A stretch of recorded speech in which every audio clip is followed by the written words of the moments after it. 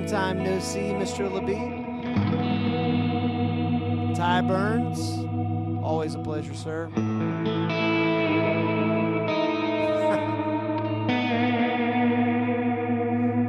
Hey, Rod. Rod, you are the Nate White fan club today. I love you, Rod, even though you try to run me over in the parking lot. I still love you.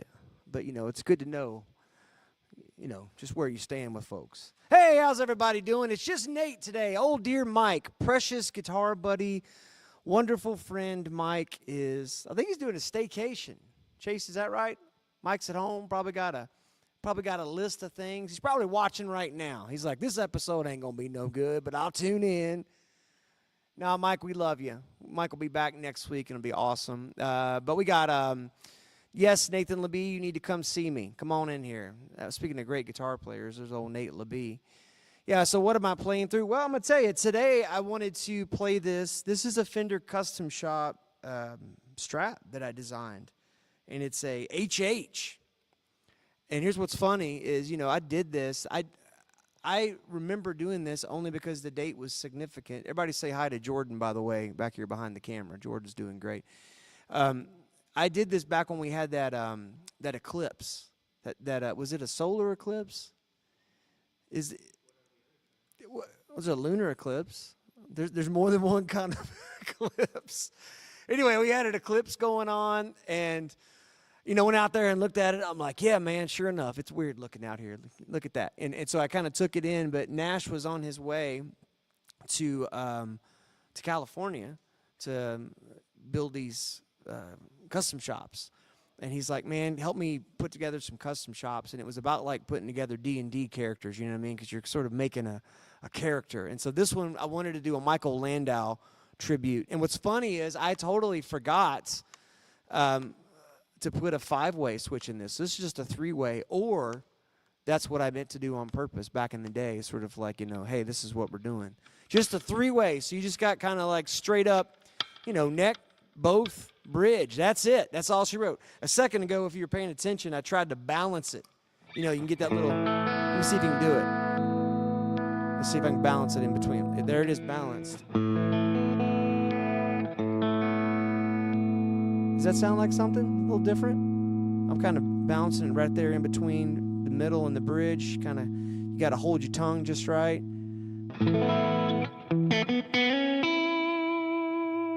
Maybe.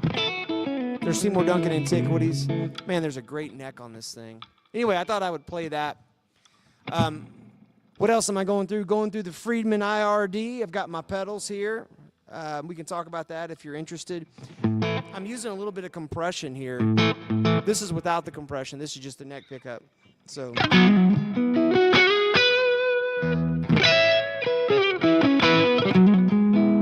I'm of the opinion that no matter what you do with a Strat, it's always going to be Stratty. And I think some of that has to do with the fact it's a bolt-on neck and how the guitar resonates with the bolt-on neck. Even with the humbucker there, it still sounds Stratty to me.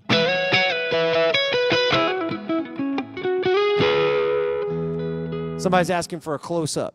Nice Strat, close-up. All right, let's see if we can do it. Jordan, you close in. I'll just hold it like this.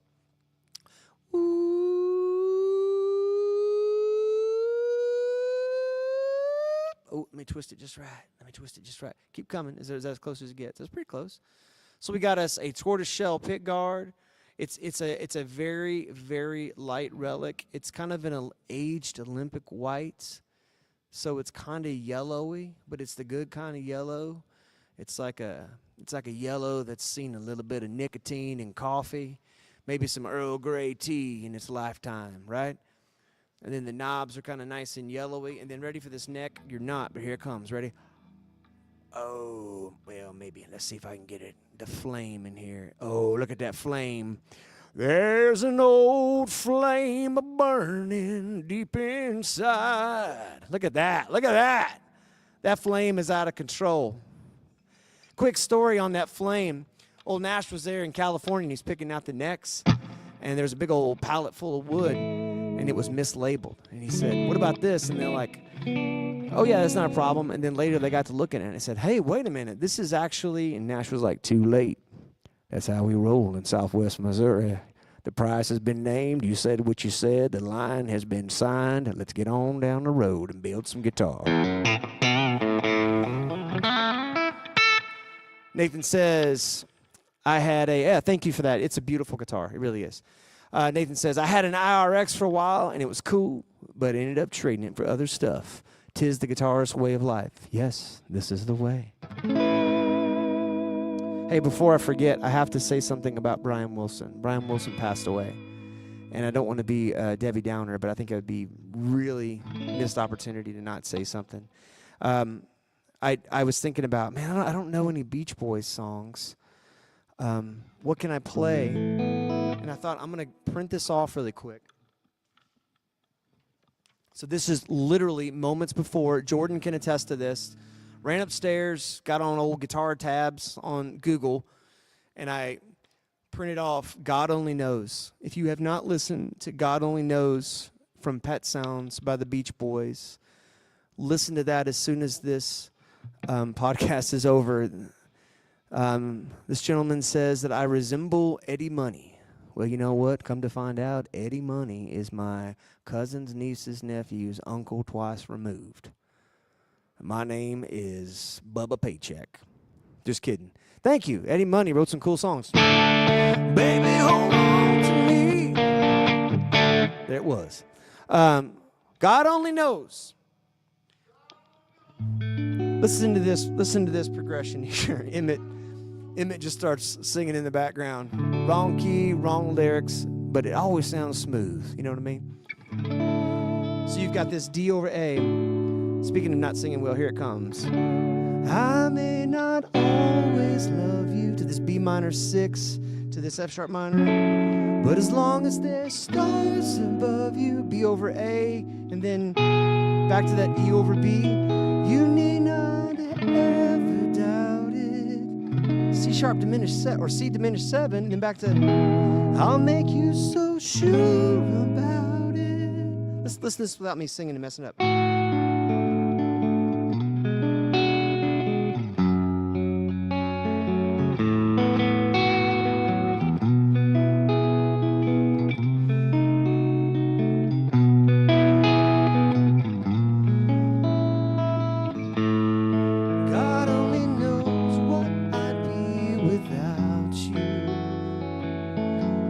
Back to that. If you should ever leave. And man, in that song, he does a beautiful key change. And he goes, and there's like this little part where you're like, now what are we doing, Brian? And it goes into this little part here of it's like,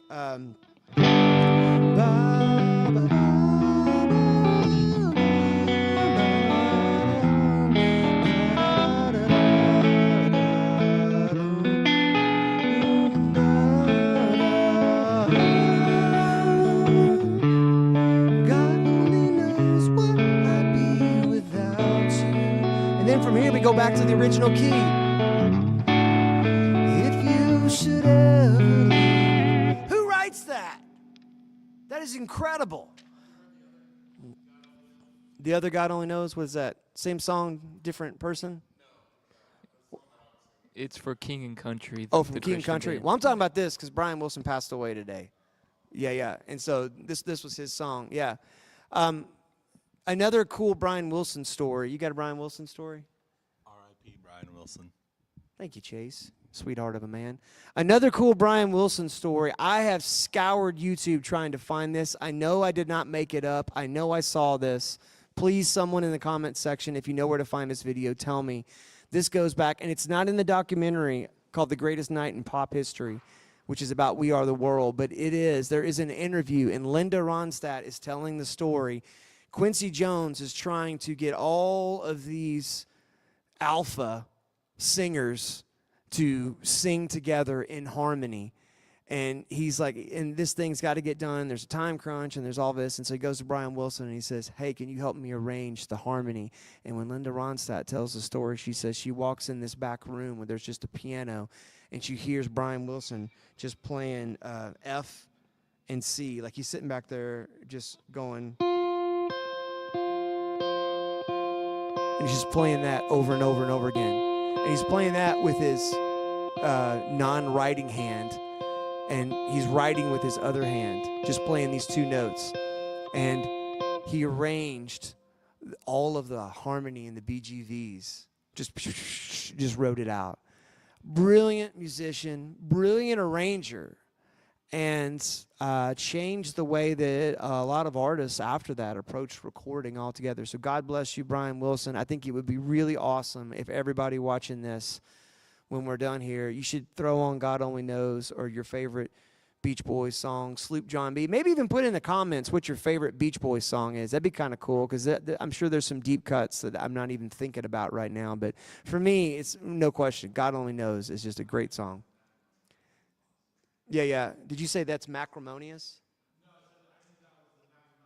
Oh, that makes more sense. Magnum opus. I was like, Macrimonious?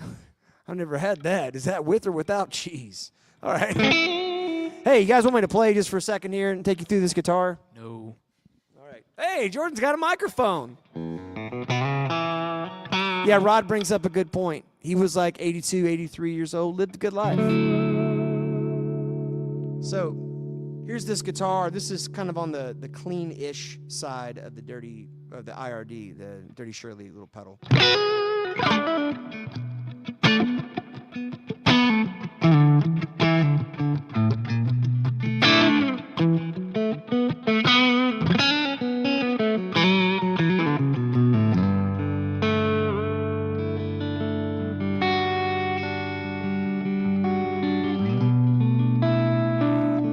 Throw on a little tube screamer here.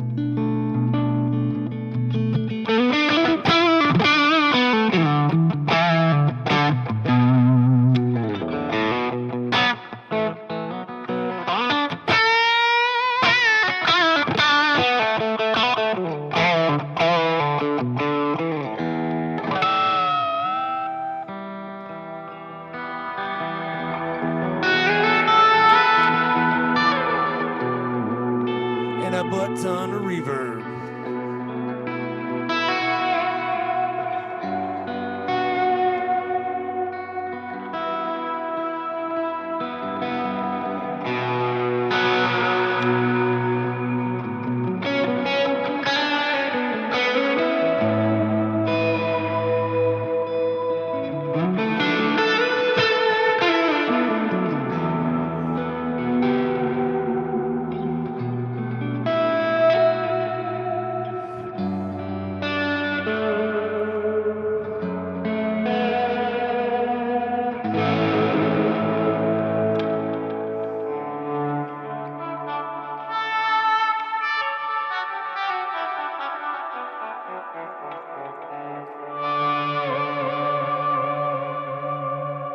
Some good Beach Boys recommendations coming in there. We got Karen. Hey, Karen.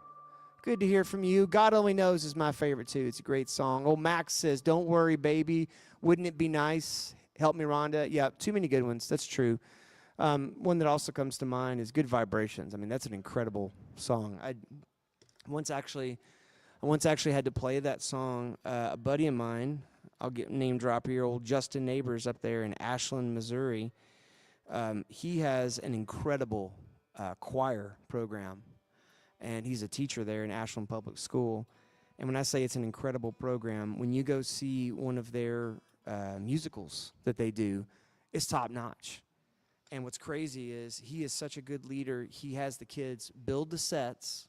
They build, like, physically, manual labor, build the sets. They act in it. They, of course, sing in it. And then they're also doing all the production. So, like, all the stage, everything. So, literally, the kids are, like, running the show. Wow. Yeah. Did you have something to say? Not really. Is it like a smaller school? I mean, it's Ashland is kind of a bedroom community in between Jefferson City, Missouri, and Columbia, Missouri. So it's not a big town, but there's a lot of people that live there. But it's anyway. All that to say this is that one year they did Shakespeare's Tempest, and they did it as though it were set in a 1960s Star Trek, and so it was like all aliens and like 60 stuff, but all of the songs were from the early 60s, and so Good Vibrations was in there. And I didn't appreciate that song until I had to learn it. And then I'm like, what is this? Because there was like some of the chord changes just made zero sense at face value. And then you actually look into it a little bit and you're like, oh my gosh, this guy is a genius. And I knew that before, but it's different when you start learning this stuff. Nathan Levy says, been catching any of the free shows downtown on the weekends on the square. Been pretty cool. Saw Kyle Vance playing down there. Kyle Vance plays in every band, I think. Kyle Vance is, and I actually just had a meeting about something really cool coming up in July. I wish I could talk about it, but I can't.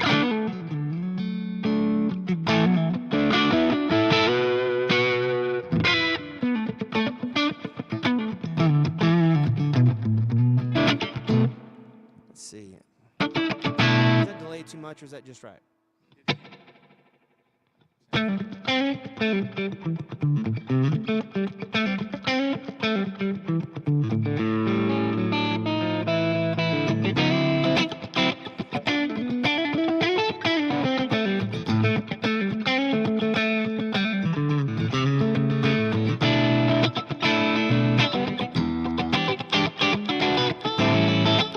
Let me kick it on this bigger channel. Let's see how much louder is this.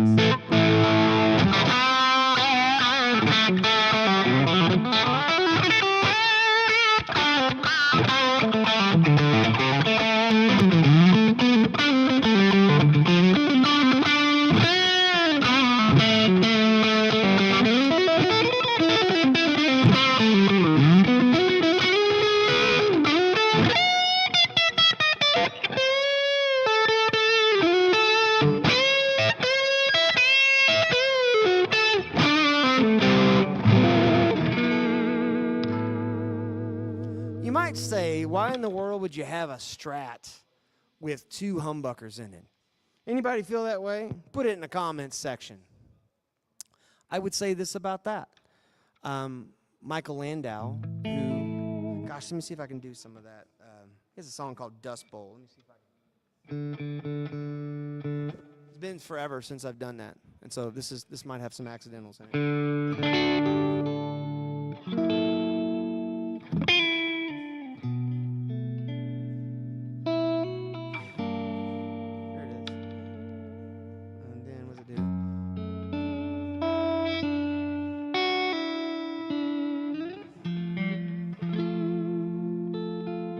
Gotta remember it.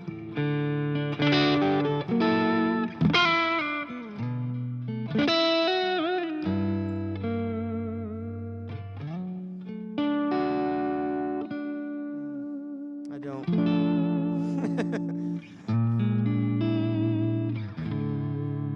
Anyway, it's a beautiful song, Dust Bowl, Michael Landau. That was beautiful. It was pretty close. I don't know. It was within the ballpark, maybe in a different city. It is a really cool thing that he does with Strat, two humbuckers. Also, Jimmy Herring, another guitar player that I love. And then here comes Nathan Labie. He says, why wouldn't you have a Strat with two humbuckers? Laugh out loud. Any Strat configuration is good in my book. You know, you got a point. It is the most straight up the middle guitar probably as far as somebody can find something they like on a Strat. But what's really cool about this particular configuration is because you don't have position 2 and 4. And because I'm holding this Strat style object, every time I go to switch my pickups, I'm reaching for something that ain't there, which sounds like a song, doesn't it? I'm reaching for something that ain't there. Speaking of reaching for something, the other thing with the Strat is if you get a Strat, put the whammy bar in there. Unless you got a bunch of Strats and you got a hardtail for some reason, but the whammy bar is a cool, like, natural chorus pedal. And then if you put a ton of verb on there like I had a second ago, you get this nice. And all those little undulations that you do with a whammy bar sort of take off and have a life of their own.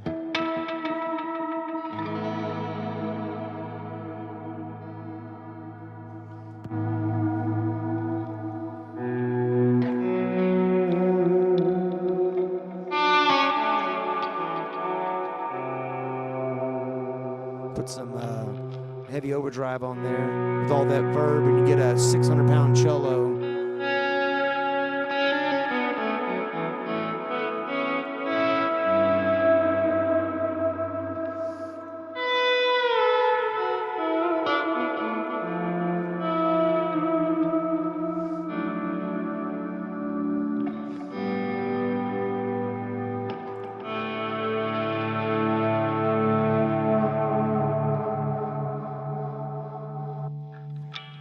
Nate LeBee says, I bet that Strat shreds.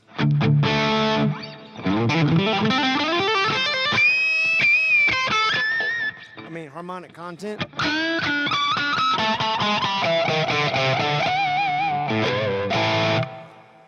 Nathan LeBee says, I was doing some stuff with my whammy the other night. Hey, listen. And in a band practice and some reverb, and it was super surf rock. It sounded kind of cool. Well, yeah, of course.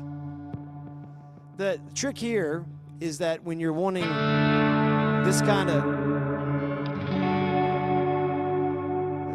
big ambient kind of thing, get you a big verb that has a long tail on it, or lots of time before it decays into nothing. And then don't forget that one thing that Strat has that's superior, in my opinion, to other guitar styles, and I'm just meaning S-style guitars, is that the volume knob's right there by the humbucker pickup. It's right there. And so when you hit that, you can kind of use your pinky, extend your pinky like you're a fancy person drinking tea, right?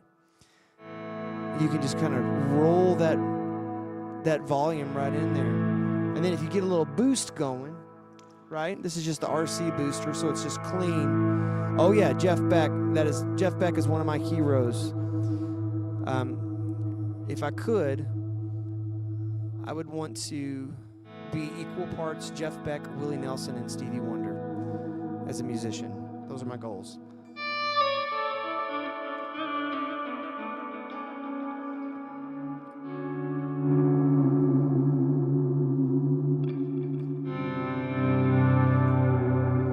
What's cool is when you have that big verb and you're fading those volume swells in like that, there's a little bit of forgiveness if you hit a sour note, as long as you follow it up very quickly.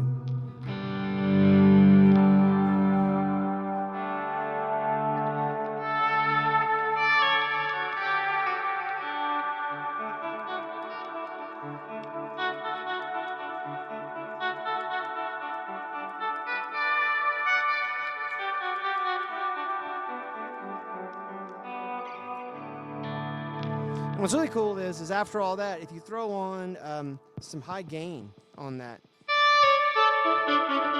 what that does is that's going to give you a kind of an immediacy to the tone, and so it actually makes it sound louder, yes, but also it makes the taper into the notes when you hit it from the volume, it's less, because now you've got so much more volume, more gain. So this is kind of normal. So if I swell in on this note, a little more till you get there, but then if I hit it with this gain, it's like, hello. And the advantage of that is if you're doing like a fast thing,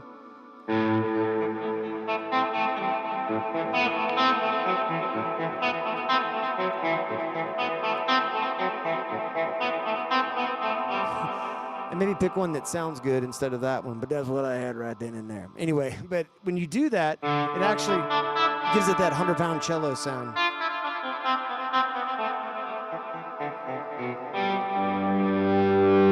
And this is what it sounds like if I just hit a chord.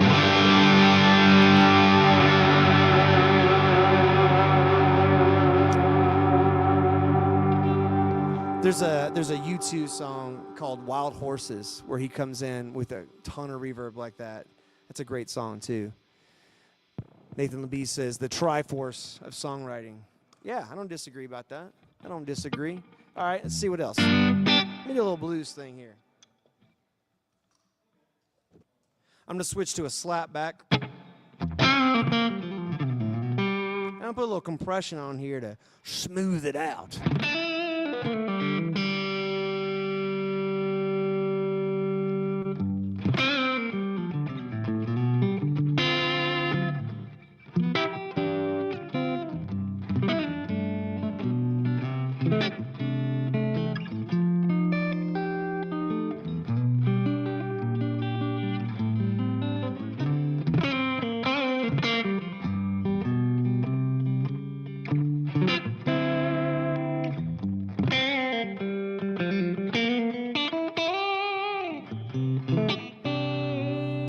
Adjust my compressor. Let me see if I can do it without stopping.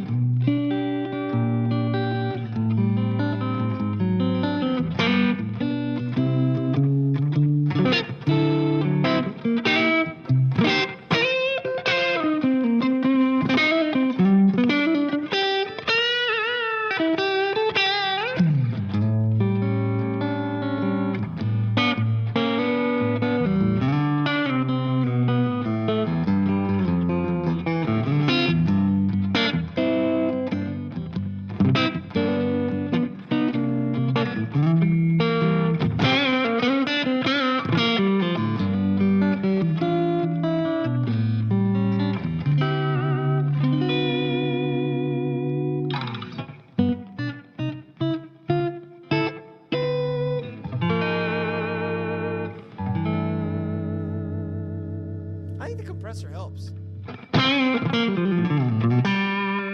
with. This is without. I think I can't decide if it's helping more like on the just the fact that this is like not a real amp and it's just like a line direct thing. It's giving it. I didn't mean to besmirch it as hard as I did, but like it's it's giving me something that feels a little more amp saggy, if that makes sense. Yep. See, he says, I saw a busker in New York one time that did that stuff, and it was like mind-blowing to me and my guitar playing at the time.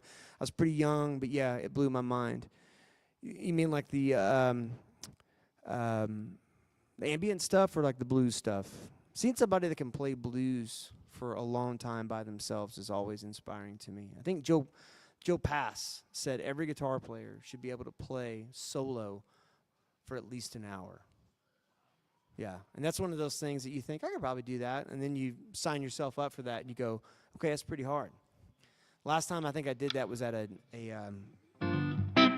company, not Palin Music, but it was a company Christmas party, and I got hired to come in and play that, and I did a set, and I even practiced it, and when I got through that first hour, I was like, oh, this is going to be a little bit hard, and we're going to repeat some songs. And nobody knew, and it was okay.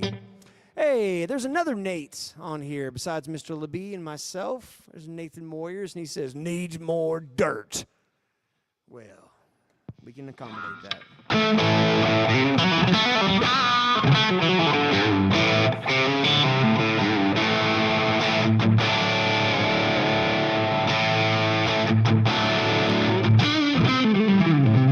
We'll say this. If you turn your volume down, you can actually get some amp-like kind of tones. So here's that. If I turn my volume down, put on neck pickup. I'm going to put a little bit longer delay on here.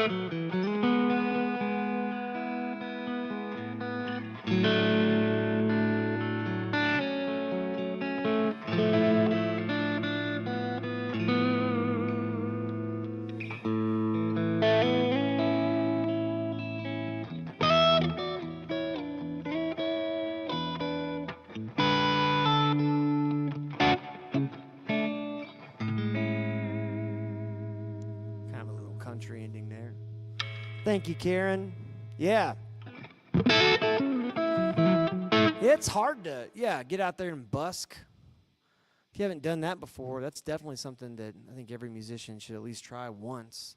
Just go stand on the corner or in the corner of a room, or find a spot where there's people happening by and just start playing your guitar and singing or doing whatever it is you do, and just start doing that, man, that'll completely change you. And also it will give you a confidence in being at first ignored, and then eventually becoming an atmosphere changer, and then at some point meeting a complete and total stranger who might walk up to you and name a really deep cut random song that you've never heard of before, and then you'll be like, I don't know that. And then what do you do in that moment? Do you pivot to something else, or do you try to fake it or whatever? And all of those things are amazing opportunities. Nothing beats playing live music.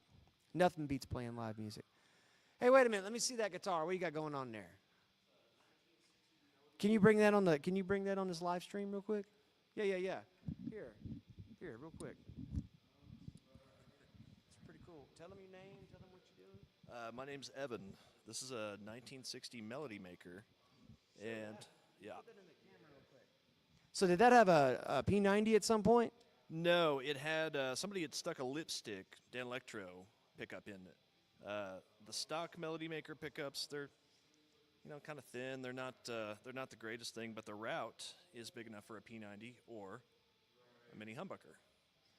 And I already have a lot of P90s, so I wanted to go a mini humbucker route. So I had Lawler cut me a pick guard, send me a pickup, and you guys put it in for me. That's awesome. Which Lawler mini bucker is it?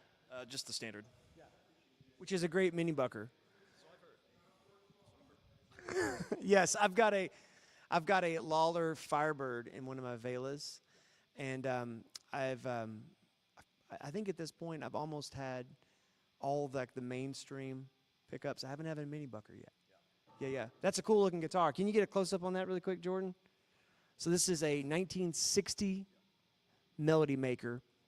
It's got the wraparound bridge. That's rock and roll. And then it's got a Lawler mini humbucker in it. Yeah, it's like a Les Paul Jr. on a budget.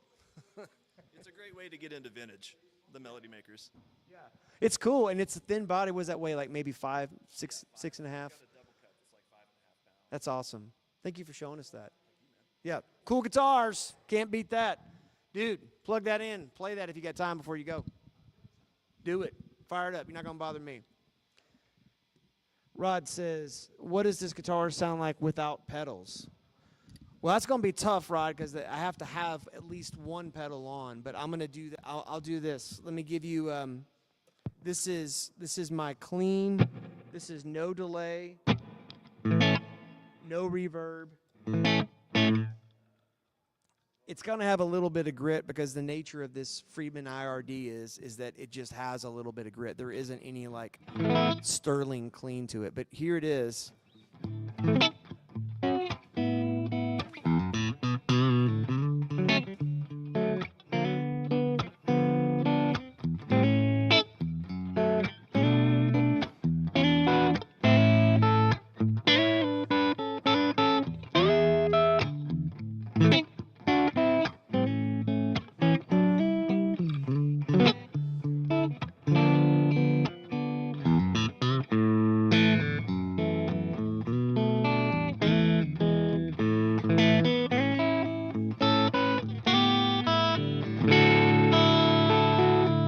I'm in the middle position.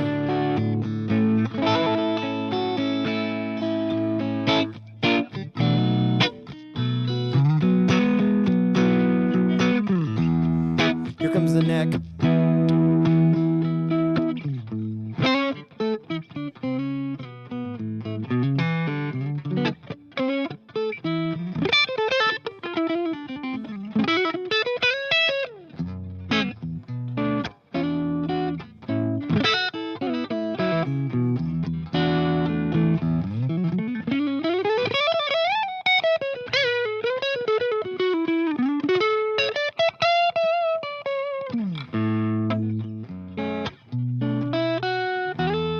Here comes the bridge.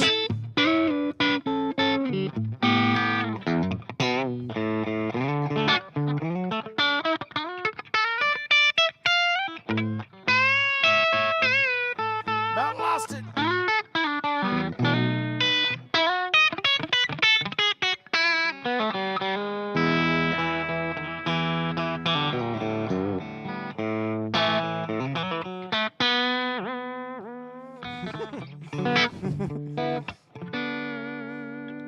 back to middle.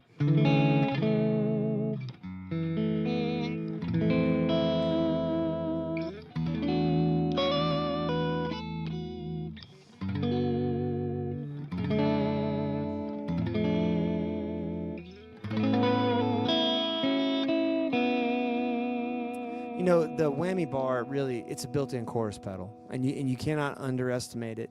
And I don't even think about it until I get a guitar that's got a whammy bar, and then I'm wanting to wiggle just a little too much. Got to take some sort of emotional melatonin and calm down.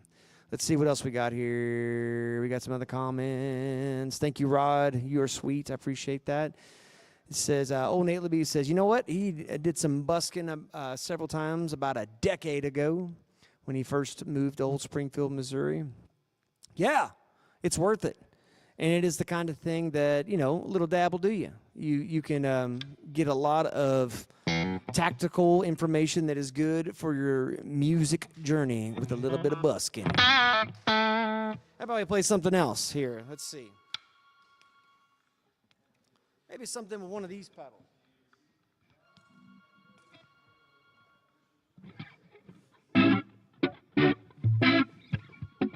About a little,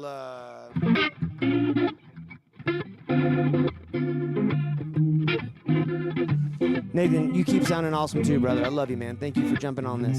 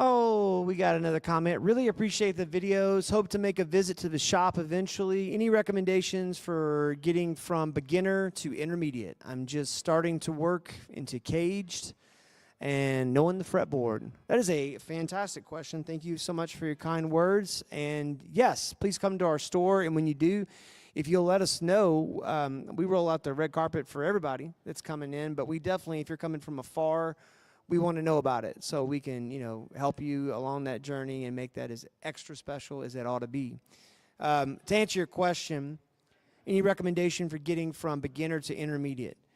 Play a lot and play a lot with people. That is the best thing I can recommend. Secondly, shameless plug, I've got a bunch of free guitar lesson videos on our YouTube channel called Chords and Coffee.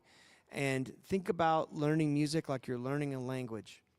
If I picked you up and then dropped you into a country that you were unfamiliar with, that spoke an unfamiliar language, what would you do? Well, I'm going to tell you what you would do. I've done it. I went to Brazil once on a missions trip, and I found myself in this exact situation. And fortunately, I was in the moment enough to pay attention to what was happening, not just for the sake of what it was, but also for the metaphor for what it was informing, particularly about music. And it's this: you learn phrases to survive with, and then you slowly start to pick up phrases to express the intentions of your heart with. And then along the way, you have to make a conscious decision. Am I going to learn the dialect of this language? Or am I just going to learn bare minimum, sort of the binary code, the yes and no, pass and fail of the language just to survive? And that's really what it comes down to, is that if you love music and you listen to it with a listening ear, not just because I got to learn how to play Blackbird by the Beatles, or, man, I really need to learn how to play some of that solo at the end of Stairway to Heaven, or Take Five, or whatever it is, right? Also to listen to appreciate. And I'll tell you, one of the quickest ways to get from beginner to intermediate is listening to music and just deciding I am never going to stop learning. I'm just never going to stop learning. Because as soon as you do that, it takes the pressure off. I've got to know this by this point. I'm 49 years old. I'll be 50 in February. I've been playing guitar for 33 years.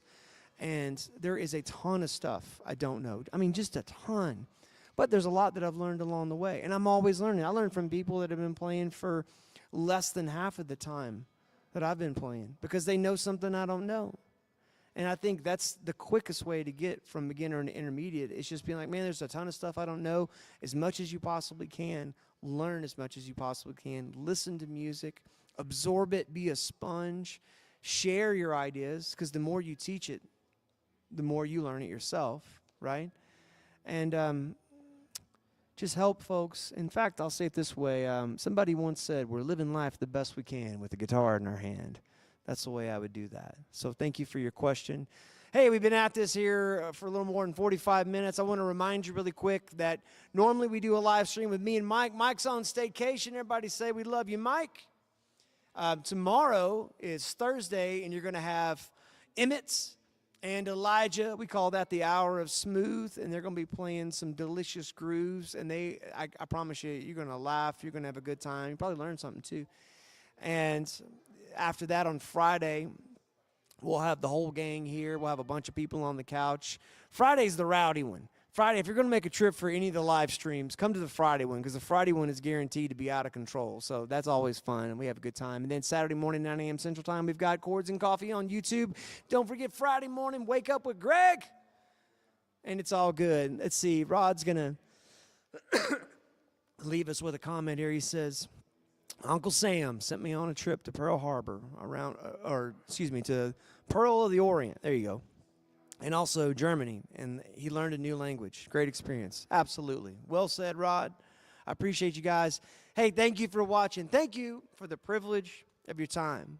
We appreciate you, and we'll see you soon.